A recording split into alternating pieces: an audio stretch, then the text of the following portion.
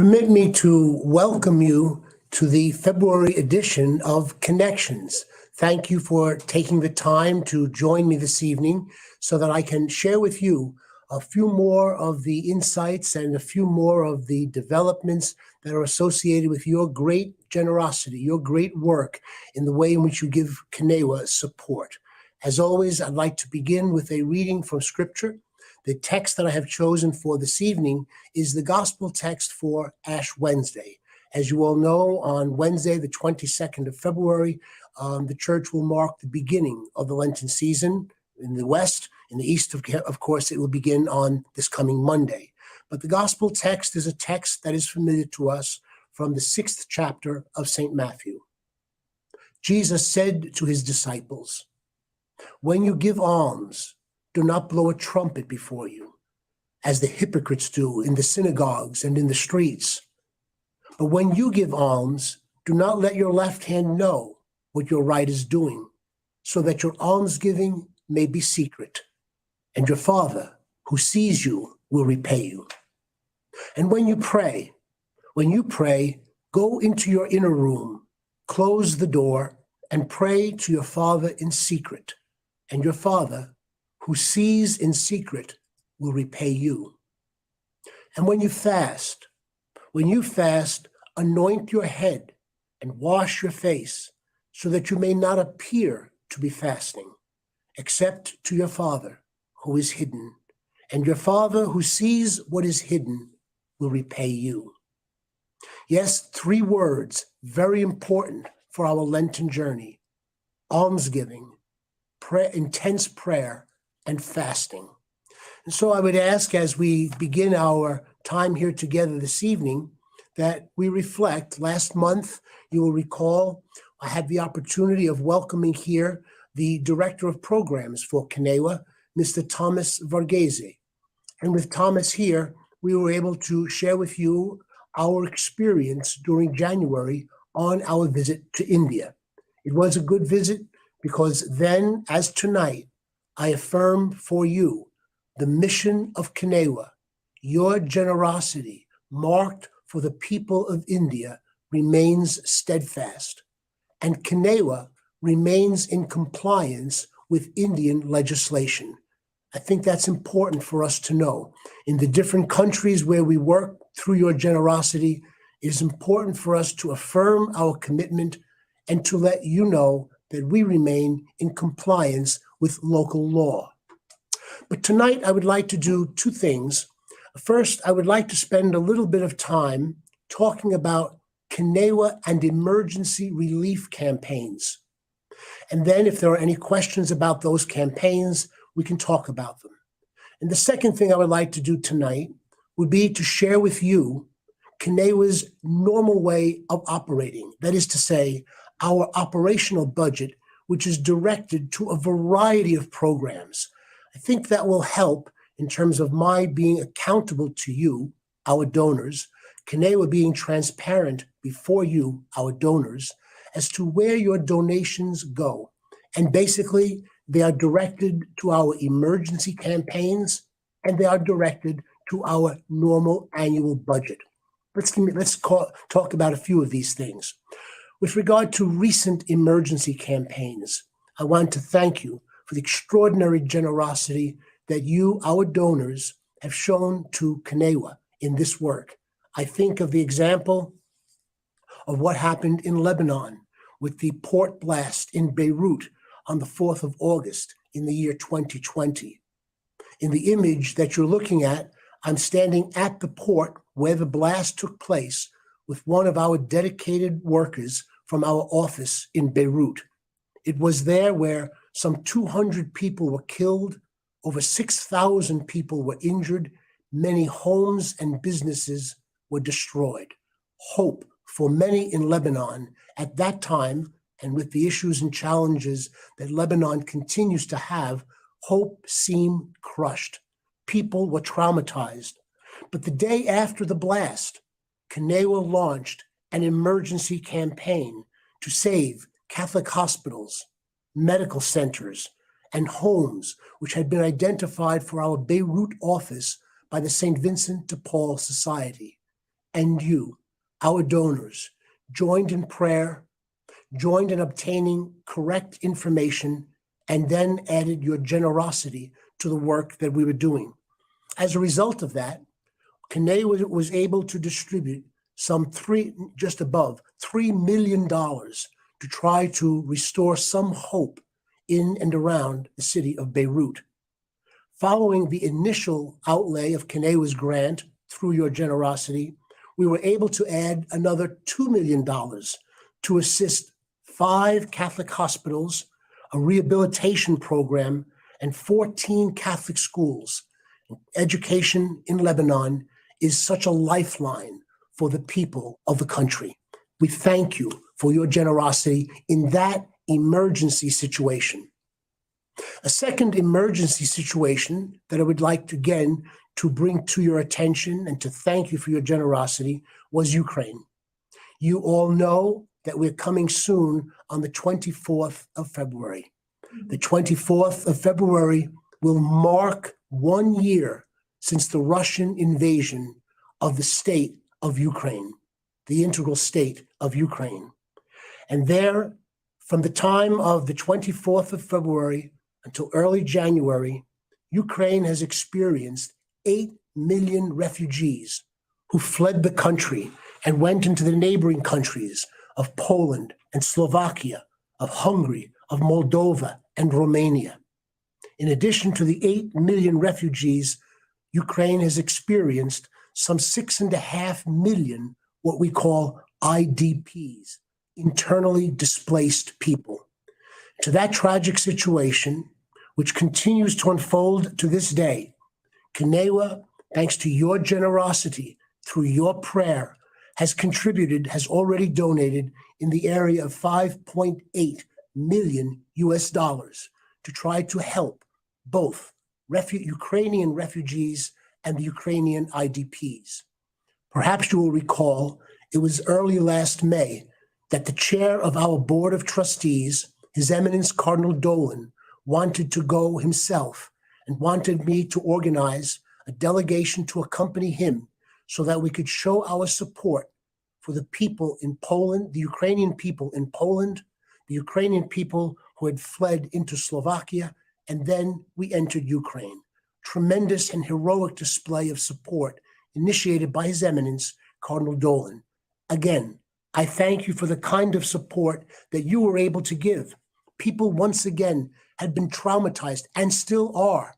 We all know, and you know from the news reports, what continues to unfold today in Ukraine. But CNEWA was able to be present. We were able to be present to confront the food shortages that the people experienced, to provide psychological and social support, psychological and social counseling for the difficulties and the trauma of families and what people lived through for both those who were refugees and those who were internally displaced. We provided medical means. We provided clean water, thanks to you.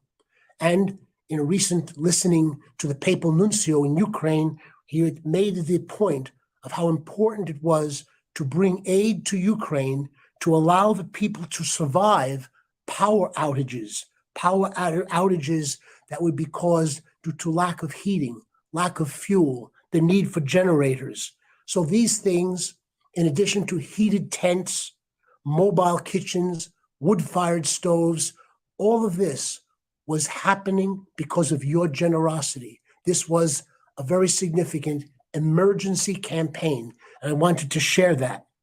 We now move to a third emergency campaign, one that we are all familiar with in light of the horrific earthquake which struck parts of Turkey and Syria just last week. And once again, as CNEWA continued, thanks to you, to give support to the emergency in Lebanon and the emergency in Ukraine, now it was a matter of organizing ourselves and with others to give support in Turkey and in Syria. One of the things that has struck me very deeply with regard to the greatness and your generosity is that you are reaching out to the earliest places where the church began. Recall, for example, in the Acts of the Apostles, chapter 11, verse 26. There you will read that was the place in Antioch that the disciples were first called Christians. Acts of the Apostles, chapter 11, verse 26, Antioch. That ancient Antioch in the country of Turkey is now Antakya. Antakya now is a flattened city in the Turkish province of Hatay. And here, CNEWA, working with partners, we do not have an office on the ground, but working with partners, in particular, the great work that is being done by Caritas Internationalis, Caritas Turkey, and also when individuals come to us and are able to refer us to those within Turkey who can be the recipients of support, we try to work in that way. It is a work that requires much time, much verification, but again, it is our determination to make sure that the priority of safety and the priority of security for those funds which are earmarked for these places that have undergone this horrific experience are going to arrive to their beneficiaries in a safe way. Of course, the other country that was hit by the earthquake last week was Syria. You know that Syria has already been subjected to 12 years of civil war and has been subjected to other forms of violence, even by its own government. You know, you're familiar with the sanctions that have been imposed on Syria. International sanctions. I shared with you about my own visit into the Middle East and into Syria in December, right before Christmas, and seeing there what the people in Syria then were experiencing. What they were experiencing in particular in a city like Homs that had been bombed out between 2012 and 2014, and to walk now still among the ruins of those bombed out buildings. Now further north and to the west, many in Syria, millions in Syria, have been disrupted in family life and individuals through the power of this earthquake. On the 9th of February, the United States Department of the Treasury made modifications on the famous Caesar Act of 2020. What do I mean by that? The modifications that were made by the United States Department of the Treasury allowed for certain humanitarian aid to be brought into those areas in Syria that now had been subject to the earthquake. Humanitarian aid. It made very clear that nothing that would be of a sort that would be petroleum, that would be fuel, that remains still not permitted to go into Syria. But humanitarian aid is permitted to go into Syria. And so CNEWA, again, thanks to you, and through our Beirut office, perhaps you will recall I had mentioned during the time of my report to you on the December visit of the responsibilities of the Beirut office. Our office in Beirut, its heroic work, takes care of Lebanon, Syria, a good portion of Iraq, and Egypt. And so, again, it is through our office in Beirut that CNEWA is at work on the ground trying to give assistance to those people whose lives have been ravaged by this horrific earthquake in Syria. We have tried and are, in fact, bringing assistance to the work of the Blue Marist Brothers, who are themselves are giving housing and support to over 1,000 families in the city of Aleppo alone. We're working with them. And we're working and supporting the work of the St. Vincent de Paul Society. The St. Vincent de Paul Society, like the Blue Marist Brothers, are also hard at work in the city of Aleppo. CNEWA is giving support to the St. Vincent de Paul Society in Aleppo. And in the Syrian city of Hama, which is located perhaps about 150 miles or so from the epicenter of the earthquake, CNEWA continues to give its support to shelter those families that are in need. What we are able to give, what we are able to send to these beneficiaries in Syria right now, in our initial response, thanks to you, are medicine, blankets, milk and diapers, mattresses and pillows, clothing in a very cold situation that they are living through and that they are experiencing now. We are working with and giving support to the Melkite Archbishop of Homs and Hama, so that, again, a tribute to the people of CNEWA, to you, the donors of CNEWA, we are able to address this emergency situation. This is the first example of what I wanted to mention in terms of CNEWA's work, emergency campaigns. These are 3 examples.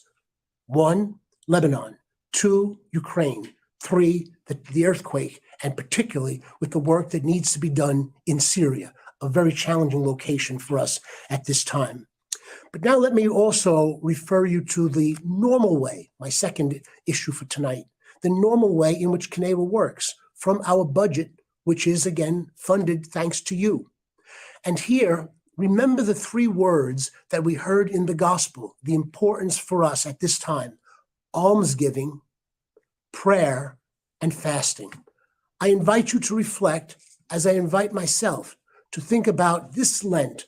What am I going to do in terms of my own fasting that will reduce perhaps the food and beverage that I take and allow for the monies that I would use on food and beverage to go towards almsgiving, the giving of money that is going to help people who maybe have no food, maybe have no heat, maybe have no beds, no mattresses, not sufficient medicine, and no clean water. What can be done to help them? I would refer you to our website. On the website, you can go to the recently completed annual report, at least for the year 2021. We're still in process of completing that for 2022. But everything that I'm going to mention here is part of an annual budget. So it continues from 2021 into now 2022 and 2023. There you'll get a sense, if you got a sense of the emergency campaigns in countries, here, just walk with me through our annual report and get a sense of the kinds of things that CNEWA is doing where we work. Example, CNEWA for many years has been involved in trying to give support, thanks to you, toward, in the form of subsidies or grants, projects, to women who are training to be religious and to men who are training to be priests. And these women religious and these priests are the ones who are so involved in all the countries where CNEWA works in terms of trying to give support in the many things that we do. What are some of these things? It is the activity of CNEWA to work, for example, to start something like a poultry farm that is done, that we have built and we have supported in the country of Eritrea. The poultry farm provides housing for the livestock and room for a kitchen garden to help to feed the daughters of Saint Anne and the community they support in Eritrea. Or the work that you do through CNEWA to support catechetical programs that are administered by the Bethany Missionary Fathers in Ethiopia. Or the work that we do in the support of catechetical activity for displaced children in Iraq, especially in and around Iraqi Kurdistan, a location where I visited in Thanksgiving of the year 2021.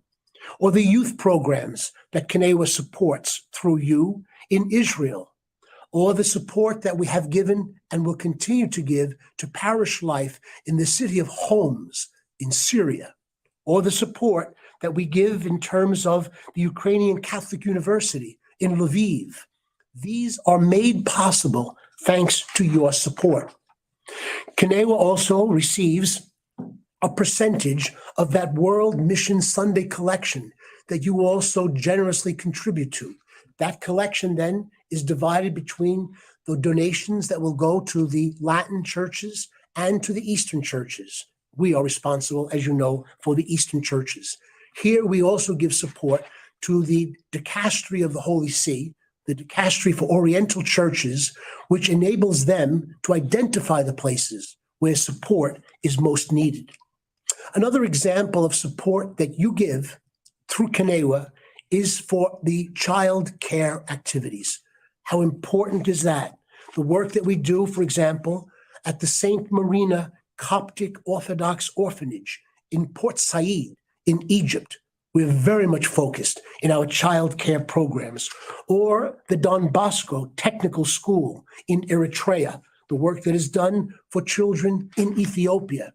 You know, and I reported to you on my trip to Ethiopia this last Thanksgiving, and being able to see there your work for child care programs that CNEWA is involved with there in Ethiopia, or the care of children that you give through CNEWA to the refugee camp that I had visited in Beirut, in Lebanon. The support that we give for hearing impaired children who are studying at the Paul VI Ephatha Institute in Bethlehem, in Palestine. And the care through your support that CNEWA is able to give, the medical care for mothers and for their children through the clinics administered by the Near East Council of Churches in Gaza. As I know, as perhaps you will recall, I reported my visit to Gaza in June when I went there with our CFO and our director of programs. Or the programs that CNEWA is involved in, and the way in which you care for people who are living with HIV/AIDS, and the work that is being done by the Daughters of Charity to take care of them in Asmara, in Eritrea. The care for the elderly people that are cared for by the Chaldean Sisters of the Sacred Heart in Iraqi Kurdistan. The psychological support in each of the places that we have talked about, in the places where we have gone because of an emergency campaign. It's not the first instance of support. There we need to give medicine, food, shelter, clean water. But not soon, not far after it, is going to be the need to address, for sure, the psychosocial needs of people who have been traumatized. CNEWA, thanks to you, is there. And CNEWA, of course, continue to try to give the support that has been initiated years before the Russian invasion into the integrity of the Ukraine state. We were there then, we continue to be there now with our partners, particularly with Caritas Ukraine. I thank you for your support for the people in Ukraine, for the people in Lebanon, and for the people whose lives have been so turned over because of the earthquake in parts of Turkey and Syria. You are reaching the earliest roots of our church with those people who live there and the history that has come from there. In these places and in many of the child care clinics, in many of the hospitals for children, for young women, and for others, we are there to support the victims of human trafficking, that horrific crime against humanity. We do our work and are enabled to do our work thanks to you. Today, I had the opportunity of a great meeting with the ambassador of the sovereign state of the Sovereign Knights, the Order of Malta, a meeting with him and his senior assistant, so as to be able to think about ways in which, through the Sovereign Order of Malta, CNEWA can also work and collaborate.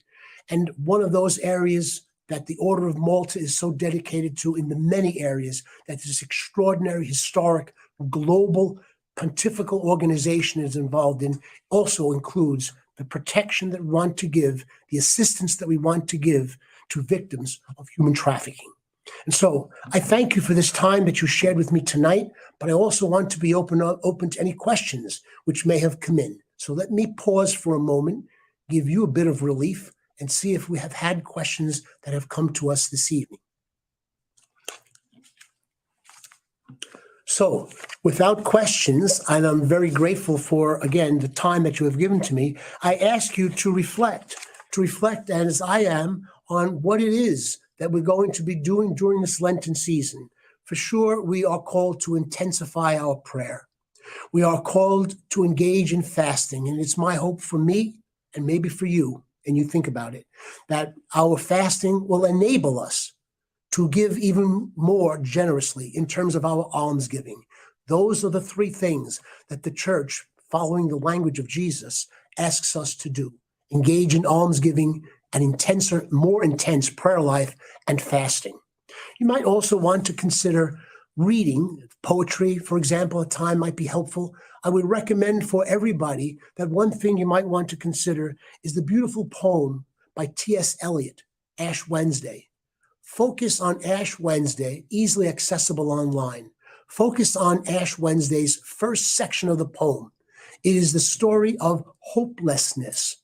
And seeing the progression of this beautiful poem by T.S. Eliot, the movement that he experienced after his conversion, that he expressed so eloquently in the poem, Ash Wednesday, from hopelessness to hope. In many ways, in many of the places where CNEWA works, there is hopelessness. And you, thanks to you, you are going to be the ones who will enable CNEWA to be an instrument of hope, never the source of hope. There's only one source of hope, and that's the crucified and risen Jesus. But you enable us, and you share with us, you journey with us in being agents of hope. And I thank you for being on that journey with us. Let me try to respond to a question which has come up. Dan Serby says, we've heard the rebel-held areas in Syria have been most impacted.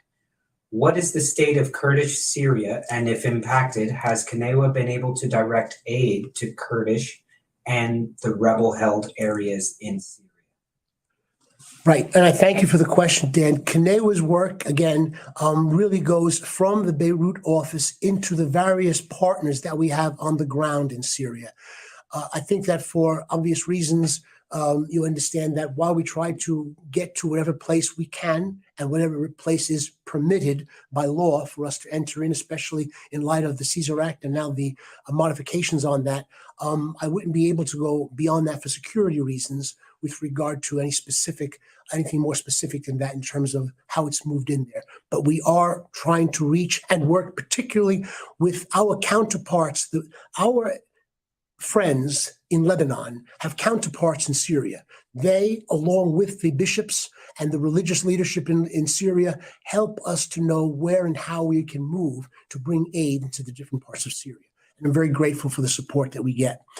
By way of conclusion, and we are moving close to the end, I just want to remind everyone of our Lent campaign. For those of you who are already donors, you've probably already received your packet. For those who haven't, on the website, you can see there, and right now on the screen, you can see where you can go to CNEWA.org/Lent, and there you'll be able to you'll be able to order either our booklets. You can see the various versions of the Way of the Cross that you might want to use during this Lenten season, or you can download a PDF version of the Way of the Cross. Join us. The theme that we have for this Lent is Bring Hope to the Displaced. Bring hope to the displaced. What a wonderful grace to be able to respond through intense prayer, fasting, and almsgiving, to be an instrument of hope, and that we journey on this together. You, our donors, us here in CNEWA's office in New York, our office in Ottawa, and all of our offices in the different parts of the world, as well as our partners. Together, we will journey on this trek of hope, and bringing people, of course, to the source of hope, who is Jesus. I ask you then to consider that. I also ask you to consider our next major fundraiser that will be coming up, and that will be our first Golf Classic that will be on May 18th. You can go to our website. There on the website, you'll get the information that you need about our golf our golf outing on May 18th at the Plan Dome Country Club. And just to let you know, well ahead of time, many of you were at our first inaugural gala dinner this past December. I can announce to you that the second gala dinner will be on December 5th in Manhattan. And so these are dates that are coming up and dates that you might want to take a look at in terms of your own schedule to join us. It would be great if we'd be able to see you at these locations. Finally, I thank you for your attention tonight. I thank you for the time that you give to CNEWA. I thank you for your generosity. I ask you, no, I beg you for your prayers, for the work that we are trying to do and can only do with your support. Tonight, once again, I want to thank the team that has been here to put this all together. I thank Tim McCarthy, particularly in terms of the director of our team and our department on creative resources. Tim has worked hours and hours to put all this together. I thank him. I thank Nelson Salcedo. Nelson is here today. Yesterday, I had to appear with the national director of our program in Canada for the House of Commons there to answer some questions on their inquiries about CNEWA's work. I thank our communications department and our development team. Finally, thank all of you for being here. I thank Nick, who's there behind the screen, letting me know that there is no time left. Nick, thank you. Nelson, thank you. Tim, thank you very much.